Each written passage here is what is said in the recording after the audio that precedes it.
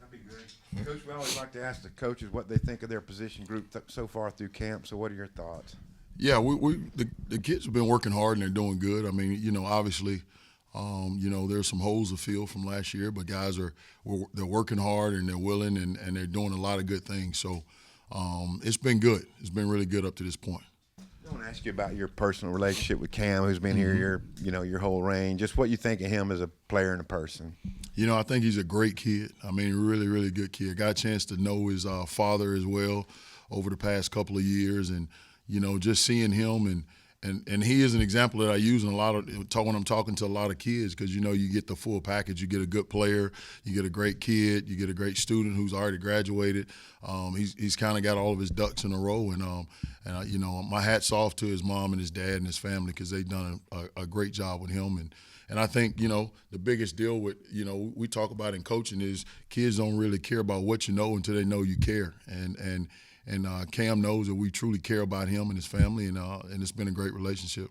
He's kind of creating a long-term legacy here by staying the whole time. Yeah. And I think Travis and maybe Ben Souders both told us that he had offers with more money and stayed here. So maybe what does that say about him? What do you expect from him this year? More money is that's to say the least. I mean, he had some major stuff going on, and he chose to stay here, and he believes in what we're doing. He believes in what we're doing in the D-line room. He's and a lot of times, people in this business now it's become such money driven that it's all about how much this and how much that, and they really don't get a chance to know the kids. That is more about than that kid than the money. And he's invested in the program, and we're invested in him, and so we're excited about the relationship we have. Deke, we've heard a lot about Justice Boone. Just what's happened, I guess, in fall camp to really make him emerge? Well, he's played in this league before, at his previous school. And so he does a really good job. He's a physical kid. He works really, really hard. And he understands whatever his limitations are. He understands those, and he works through them. But he plays hard. He works hard. And he's a great kid as well. One of the things I've always wanted to do is just, have great kids in the room, because in this business so much, we're away from families and all this stuff so much. You want to be around good kids as well as good players, and he's both. And he's working hard, man. He's playing physical and all that. So I'm happy with him. And in-state kid Charlie Collins, how has he developed now, his second season? He's starting to come along. He's understanding the game and some of those things that, as a freshman, your eyes are all over the place. He's starting to understand where to put his eyes and I guess the risk he can take in certain situations. But he's working hard. He's always been a hard worker, but it's about, gaining the weight, becoming stronger and all that. And he's done all that, and he's getting better daily.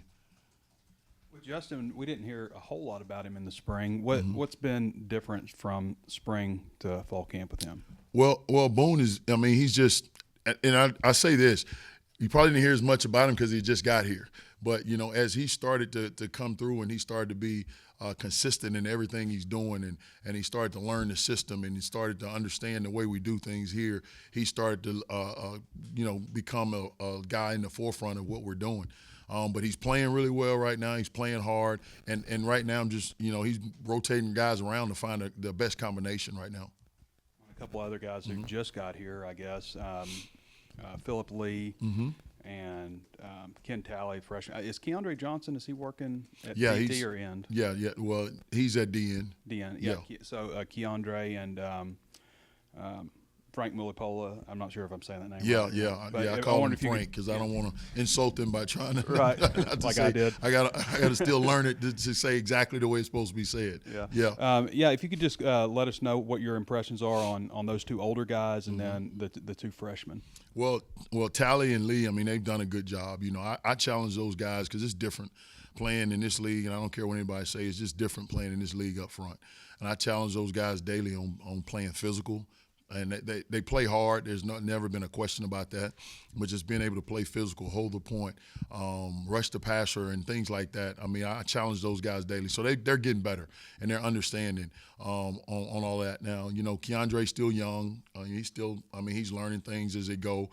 Frank is, he's an older kid, but, there's some some limitations on things where he came from and all that. So he's still learning as well.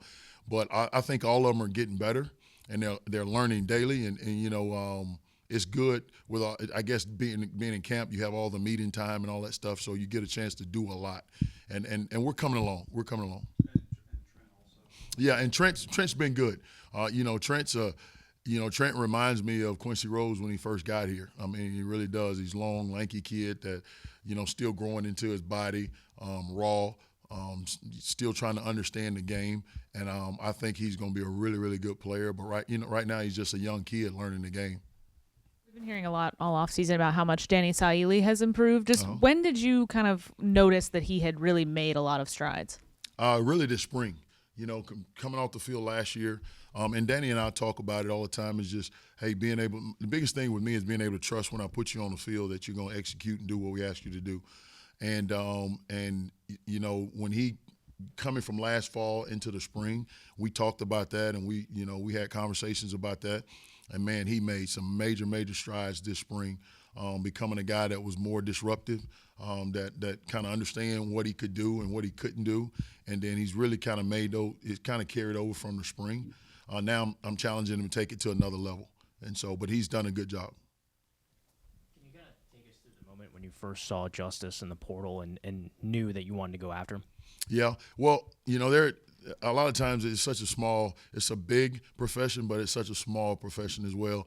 I saw him in the portal. We watched his film, really liked some of the things he did. We knew that we were going to need, we were losing some DNs, and we needed some kids that could hold the point and also be good run stoppers and also rush the passer. A guy that really coached him, was a quality control guy at his previous school. I know personally. I reached out to him, asked, hey, tell me about this kid. What type of kid is he? And I got nothing but praise about who he is and the way he works. And man, he's been living up to that from the day he stepped on campus. Obviously, stiff competition at defensive tackle. What are some things where a guy like David Oki needs to do to get top snaps? Well, to me, it's just, I use the word strain all the time with the guys. I mean, he's a really, really good talent. He's physical, he's twitchy, he's explosive. We talk all the time about straining to the very end, and straining meaning, hey, finish getting off that block, that one extra step that I have to take to get to the quarterback, or that one more flipping my hips to be able to give me a chance to get to the quarterback. Strain to the very end. And it's not just him, that's with everybody in the group. We do that every day. And even with our practices, you have to strain in our practices because we play with that tough mindset. Quincy's been a staple in there as well. I mean, how ready do you think he is for taking that step up in playing time this year? Yeah, I think he's ready. I mean, he's he kind of came along his first year, a lot of special teams. This past year, he kind of, he played a good bit. And he had great guys in front of him that he can see how things worked, and he did that. And this spring, he had a really good spring. And now, I think he's kind of settled in to where he is right now. He understands, he feels confident in what he's doing, and he's playing fast. Landon and Eric, two of the guys that left, they were so good at both rushing the passer and defending the run. Mm-hmm. Do you think this year's group has that capability where you can have guys that are really good at doing both, or might it be interchanging pieces and having guys fill in specific roles this year? Well, ideally you like to have a guy that can do both. And even with, we have guys that can do both.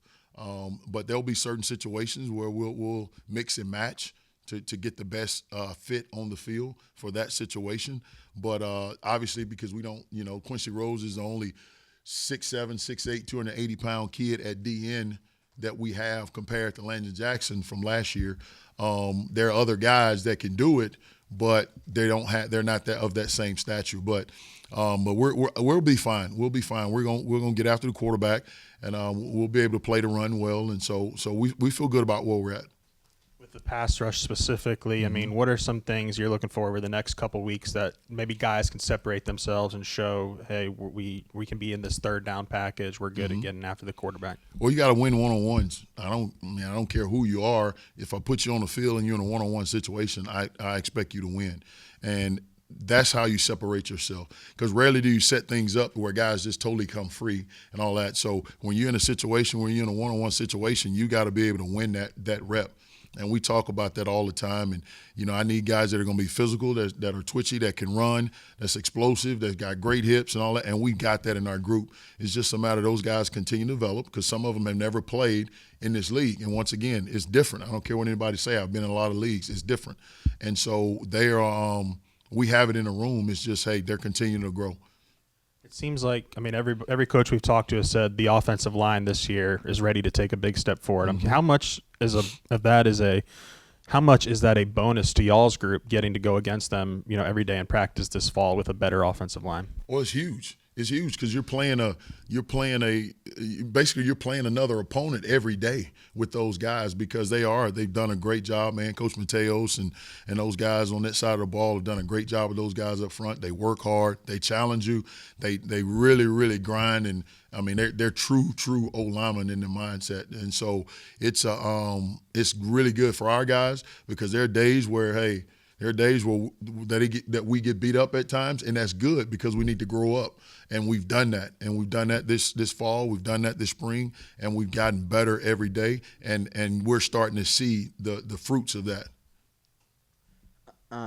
Cam missed the entire spring with that elbow. So what's it just been like having him back completely healthy and ready to go for this season? It's been great. It's been great having him back. And, I didn't hesitate when that conversation came up about, hey, listen, we think we want to do this. Hey, go ahead. I know who you are. I know what you do. I've seen it.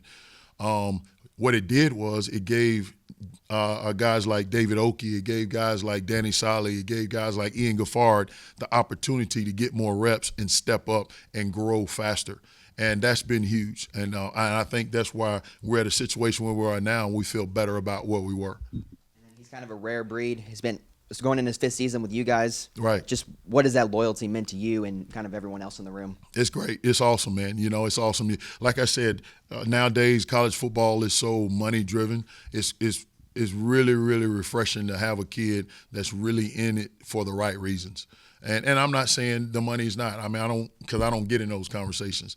But it's great to have a kid to say, hey, Coach, I believe in you. I believe in what we're doing here, and I'm going to stay and I'm going to grind and we're going to work.